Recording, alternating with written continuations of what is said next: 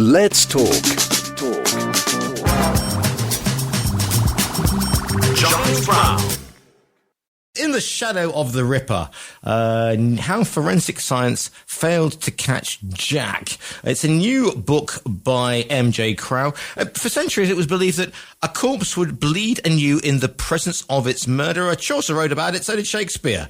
Only as the age of quote-unquote reason came did forensic scientists find its feet. It is the subject of a new book called In the Shadow of the Ripper. Delighted to say that joining me, friend of the show. Last time we waxed lyrical about the English longbow, but this time I don't think there's going to be much longbow action, but you never know. M.J. Trow, good to have you with us, sir. Thank you very much. Nice to see you again, Giles. Yes, you're looking fine and well and fit and dandy. So, tell me a little bit about the genesis of this particular tome then, if you wouldn't mind, sir. Well, there are, I think, two aspects to any murder story. One is the science, what we can learn from the body, from the scene of the crime, and the other is everything else. In other words, eyewitness accounts, the background to the deceased, links to other people, any motives you can find there. And of course, eyewitness accounts are notoriously bad. Humans are terrible at remembering things, at getting things right, not noticing what's going on. So we rely on science. Now, today, science is extremely advanced. Back in the day, i.e. any time in the past, that wasn't the case. If you think that the first experts, today we call them pathologists, were actually simply country doctors, if you like, and they were called in to make all kinds of pronouncements about cause of death, and they really didn't have a clue what they were talking about. So it starts from that don't have a clue background, getting better and better and better as we move through to this book, ends with fingerprint technology. I mean, one of the interesting things is, if you look through sort of the ye oldie worldy murder sort of types, medieval, Renaissance, etc., an awful lot of superstition, an awful lot of people, disinterring corpses. I mean, blah, all that sort of thing, and the ducking stools, the whole nine yards. It wasn't exactly the bill, was it? No, indeed. No, it wasn't. You're right. Superstition dominated for centuries. What is very odd, of course, is that we've got one example from medieval China in the 13th century, where the magistrate Sun Si was actually able to catch a murderer by using technology. But he is literally unique. For the rest of the time, especially in Western Europe, it was all guesswork. As you said earlier, the belief that a corpse will bleed again if it's in the presence of the murderer. This was accepted as being straight fact, and there was no escape from that. Here's the thing, though, because people have been doing autopsies, dissections, if you like, for centuries. I mean, we think about those sort of Renaissance paintings, the Dutch masters and all that of, bits of human, Da Vinci is doing sort of anatomy and stuff like that. Did nobody sort of think that this could perhaps be used in criminal trial?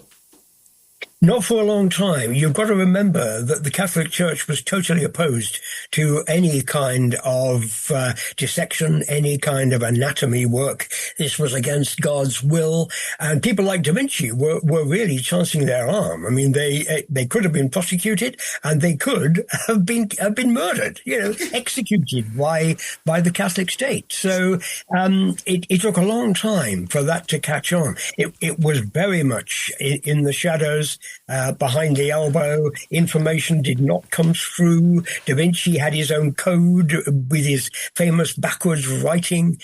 They wrote in Latin anyway to keep most people out of that loop. So you're fighting centuries of tradition, centuries of ignorance. I just like the idea of Da Vinci chancing his arm, or indeed any arm he managed to get hold of at the time. Yeah, sorry about that. It's quite all right, made me laugh. Anyway, but okay, so we've got this. So who comes up with the idea of, he said, looking at his own sweaty palms, fingertips? How does that become a thing? Because if you think about it, why fingertips? Why, I don't know, why not nasal hair or something like that, MJ? Well, yeah, exactly. I mean, Locard comes out with every contact leaves a trace, but he's very late. I mean, he's early 20th century. Traces had always been left. The four knights who murdered Thomas Becket, Archbishop of Canterbury, in 1170, they all left traces in the cathedral, but nobody considered looking at that at all. We have had fingerprints for as long as we've had people, and there must have been. I always think, I wonder if an ancient man in his cave sat there one morning and thought, "Good God, what are those little things on the end of my fingers?" But he didn't realize how incredibly important that kind of technology was. Now, I know that we're not going to turn this, I know that you and I are both medievalists, right? So we're not going to turn this into a medieval whodunit. But can I just say, in my defense, with Becket, there is just cause, who will rid me of this turbulent priest, yeah? There is also the fact that, Becket doesn't make a run for it, and there is an audience as they bludgeon him to the death. I mean, spoiler alert, if you're having a cornflakes, listen away. But he does leave an awful lot of, shall we say, skull matter on the church, in Canterbury. So that's not an awful lot of forensics needs to be done. And there are an awful lot of sort of abbots running around who do tend to tell the truth most of the time, MJ. So, it's not exactly one for Taggart, is it? It's not Cracker, is it? Well, yes, no, it's not. It certainly isn't.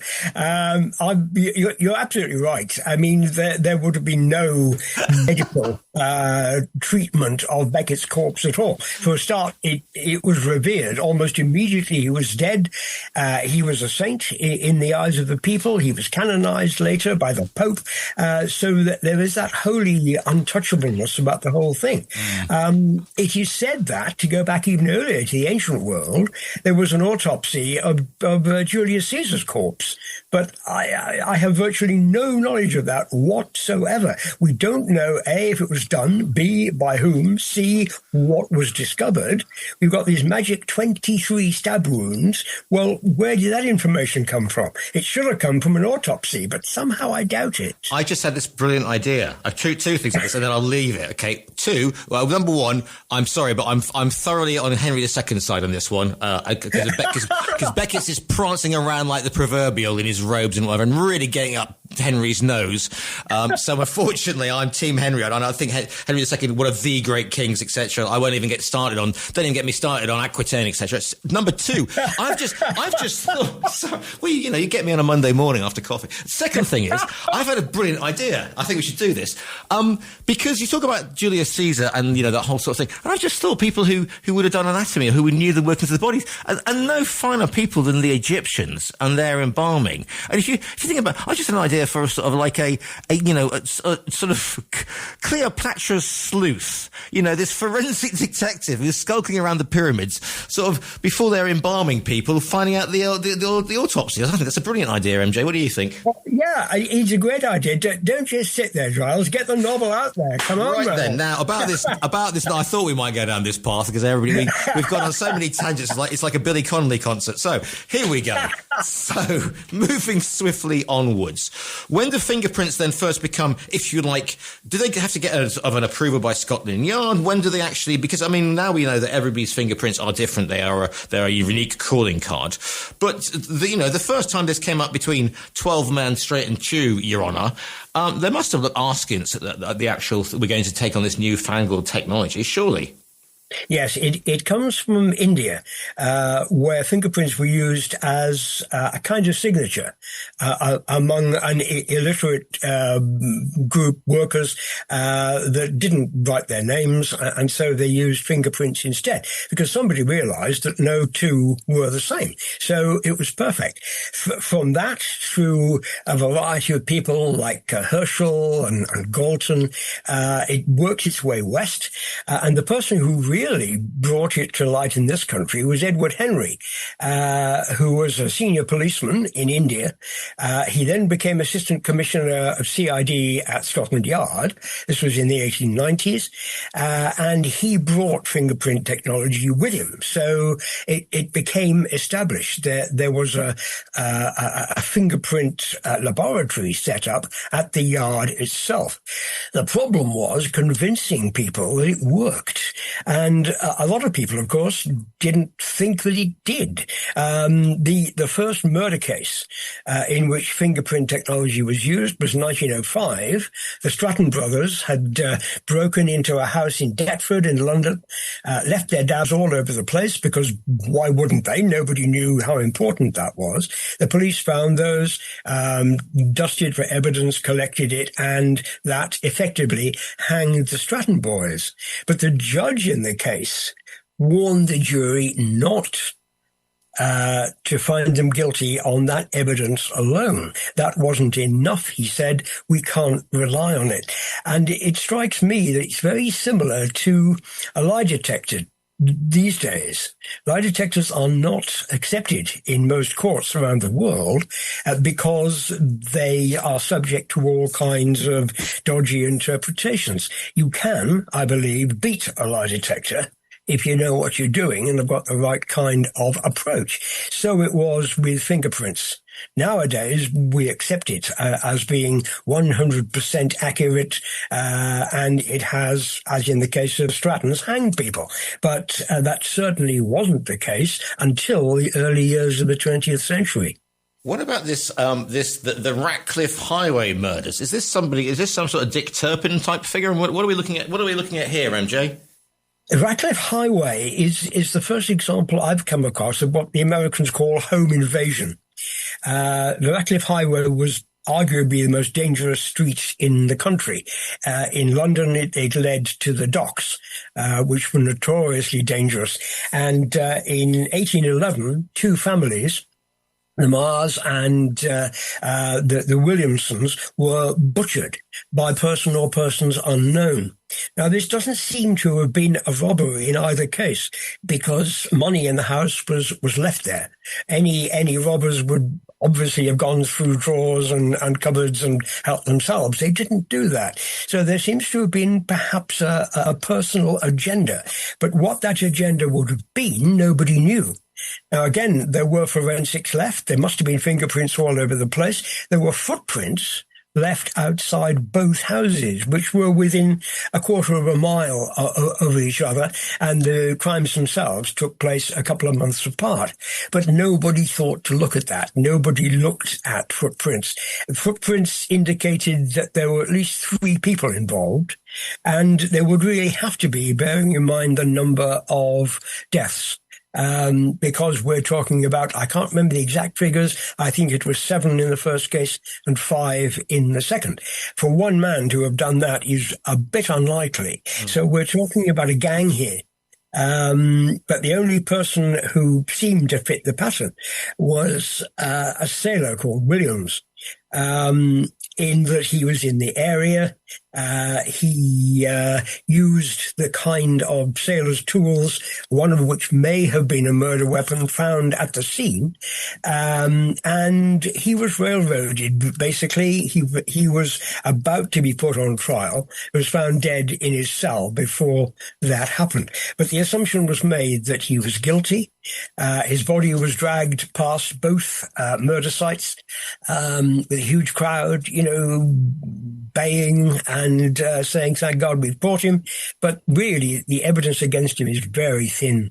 Here's the thing as well, because we thankfully most of us will only ever get the inside of a court or the inside of a police case or a forensics case from what they see in the TV, cold cases and all that sort of thing. We have a predilection for listening and watching that sort of stuff. And it's all very calm and considered, and you have the expert witness and people weigh the evidence up. If you're talking Georgian to early 20th century justice, it's a frenzy. I mean, it's people. It's the year of the penny dreadful. It is the time when Sally. The one of the reasons that Jack the Ripper stays with us is not the fact that he's never find out who he is. But it's also the way that the press report in some detail about the salaciousness of the case, and so therefore that that there isn't much time for a sort of a calm, considered taking of the facts, is there? It's all sort of like justice must be done, preferably by tea time on Thursday. Yeah, it's absolutely right. And the role of the media is incredibly important because they become more and more intrusive as time goes on. Today we have rolling news, don't we? So you can't breathe without somebody noticing that and mentioning it on social media, for example. And the press jump to conclusions far too quickly because they want to sell newspapers back in the day. And therefore, they will make it up. This was particularly obvious in the Ripper case. The Star newspaper, which was appalling. It would literally invent stories. It would hang around police stations. It would hang around crime scenes. It would pester people in the streets. Were you here? Did you know the deceased? Etc., etc. And any crumb of information was put into the story. If there was no crumb of information, never mind, the journalists made it up. And of course, it makes it impossible for a jury to come to a conclusion based on the evidence in court because they've read it all already. So was there much sort of forensic? Because, you know, and again, if you are eating your cornflakes this morning, well, you should have started a bit earlier because some of the states, shall we say, that the victims are found in, you know, there are things cut off, there are things exposed, there are things taken out and placed next to. That's as far as I'm going to go on this, MJ, because obviously, you know, some people will be finishing their Cafe Con lectures. So, and that for a start, that displays an idea of the workings of the body, and I'll leave it at that. Is there much time for forensics to actually say, for them to think, or is it the case that these poor women are, you know, very often sort of down at heel? It's a particular area of London, they're in lodgings, they're on the street, they're of that social caste, so it's not particularly, these are ladies of negotiable virtue in many cases, so therefore they aren't treated with the respect and the humility that perhaps they should have been done. Yes, I think that's absolutely right. I'm actually in the middle of my third book in the series on pathology, and I'm looking at the so-called Jack the Stripper murders, the Hammersmith News murders in the 1960s, which follows the Ripper case very closely. 7 women murdered between 1964 and 5, and you have the same pattern, the same dismissive pattern. Oh, they were prostitutes, therefore they deserved what they got. We're not going to try terribly hard to do much about this, to be honest. And that's in the 1960s. Back in the 1880s, when the Ripper struck, it was far, far worse. And one of the great concerns about the media and polite society was, what if Jack comes west? At the moment, he's staying in East London. But what if he comes to Westminster? What if he comes to Belgravia? What if he targets nice, respectable people? It is quite extraordinary.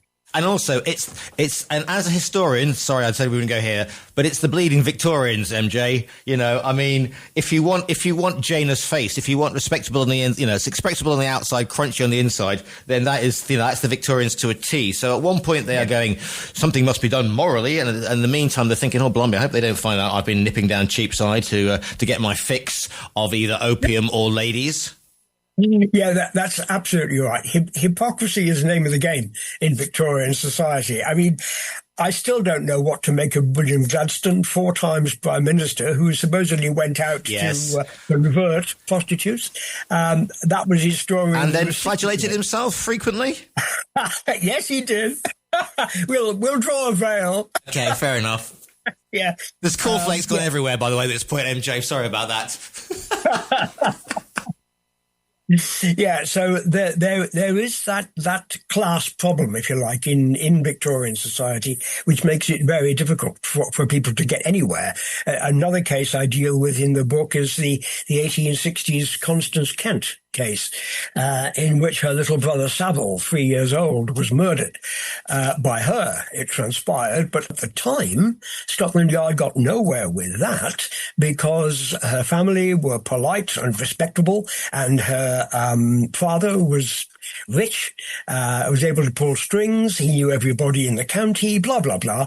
And Scotland Yard was effectively edged out. You cannot accuse a nice, respectable, middle-class 16-year-old of murdering her brother. Such things don't happen. But of course they do. Yeah, can we just a bit? I just go back to this just quickly, because that is another. Because we get the conspiracy theory. There is ugly head even back then with Jack, and we've got wannabes who are writing and saying, "I'm Jack the Ripper, and I'm going to do the next one." And then you've got people saying, "Oh my goodness, it's the Prince of Wales, it's the Freemasons, it's Uncle Tom Colding, or it may have been a Polish butcher. I mean, who knows?" And that and then there's massive anti-immigrants.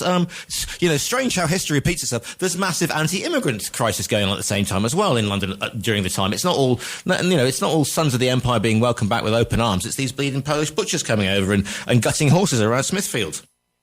Yeah, that's exactly right. I've got another book on Jack himself coming out, which deals with the first suspects. In other words, the guys who were rounded up in the weeks when the murders occurred. Because the things you're talking about, the conspiracy theories involving the highest in the land and just about everybody else, have come out, of course, much, much later.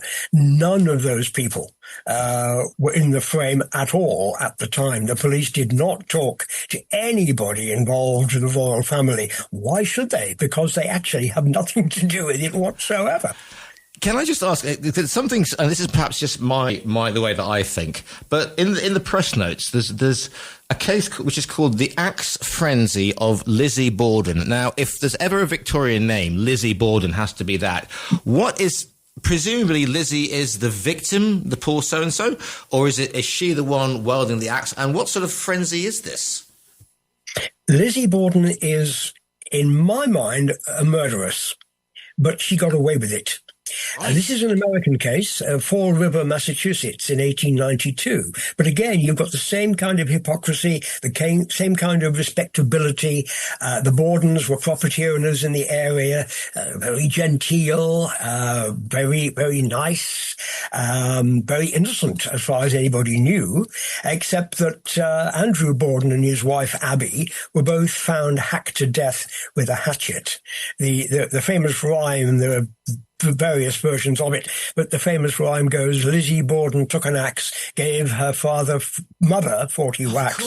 When she saw what she had done, she gave her father 41. Now, those numbers of blows are wrong. They're far too extreme. I think Andrew Borden had 7 axe wounds to his head, but it killed him nevertheless. There were only 2 people in the house at the time, Lizzie, the daughter, and the maid. And therefore, unless you accept that some kind of wandering lunatic came in and killed them, and by the way, the 2 people were killed 45 minutes apart, so that murderer would have stayed in the house all that time or gone away and come back again. I don't buy either of those. So it's either the maid or it's Lizzie. And the maid had absolutely no motive. Lizzie, however, did, because Mrs. Borden, Abby Borden, was the second wife, and Lizzie hated her. Right. She usurped her mother's place, and therefore, wham, that's why she dies first. She is the real target. Andrew was out. When he came back in, about half an hour later, Lizzie panicked and thought, my God, what can I do? I've just killed his wife. I have no choice now. I've got to kill him. And she did. But she got away with it because of respectability, because nobody would believe that a nice, respectable girl could do such a horrendous thing. Killing your parents is pretty hardcore. Killing them with an axe is unbelievably hardcore. And what is interesting about this one, Giles, is that it's the first example I've come across of the feminist card being played. An awful lot of women were in court backing Lizzie because she was a woman. Women don't do that kind of thing. This is misogynistic. The male law officers are framing her, blah, blah, blah. None of that is true, but that was nevertheless the mood of the time as picked up by the media. Having said that, though, there's a certain point. I mean, the patriarchy has been sort of burning and drowning and hanging women, thousands of women for centuries up to that point. So, you've got to let them have one on that one, surely, MJ. Oh, yes. I agree. Misogyny is just rife in British and American society, as is racism. It's always been there, still there today. And okay, it's a lot better than it was, but we haven't quite got there yet in terms of equality and fairness. So when it comes to writing something like this, I mean, what are your sources? I mean, are you going through, I mean, I know the internet is a wonderful thing, but are you going to National Archives? Are you poring over police reports? How are you getting, like the forensic, like some budding forensic 150 years ago, MJ, how are you getting how are you dusting for fingerprints on this one? Well, I'm glad you raised that because there used to be a wonderful series called the Notable British Trials. Obviously, it doesn't cover Lizzie Borden because it happened in the States. But this was a series published by William Hodge, now defunct publisher. And they covered every case from, I think it's Mary Queen of Scots, right through to, I can't remember the latest case, but it was the 1950s. Perhaps someone like Bodkin Adams, the doctor who I think also killed his patients, but again, like Lizzie Borden, he got away with it. And they were verbatim accounts of the trials. So we have the accounts of the forensic experts, the Home Office pathologists, the doctors. In all those cases, we've got them in black and white. Even when the original documents may have gone missing, as sadly far too many of them do, we've got it in that format. And what I find very sad is that we no longer have that kind of resource. We've got podcasts, I suppose. The Daily Mail, for example, does a lot of crime podcasts. Yes, I know I should have mentioned that. But they're out there. But to me, that's not the same as having a black and white version I can refer to consistently to get that information virtually firsthand. What are you hoping that people will take from In the Shadow of the Ripper? I'm sorry? I hope that people will learn and sort of osmosisize and feel better from their day. What are you hoping that people will gain from reading In the Shadow of the Ripper? Well, I hope they will in a way take some comfort because the science has improved. If you think of where we are today with CCTV, with DNA evidence, the deck is now stacked in favor of the law-abiding citizen, the good guy. It wasn't in the past. In the past, it was absolutely the opposite. Your chances of being caught for a murder or indeed any crime, the further back you go, are incredibly remote. You mentioned Dick Turpin earlier. He got away with his highway robberies because nobody knew who he was. Nobody could identify him. Nobody knew where he lived. Even if he left traces behind, they couldn't do anything with that information. And so crime sprees went on much longer in the past than they tend to now. Mistakes are still made. Evidence is still missed. And some people do still get away literally with murder. But science, to be fair to it, is doing its best.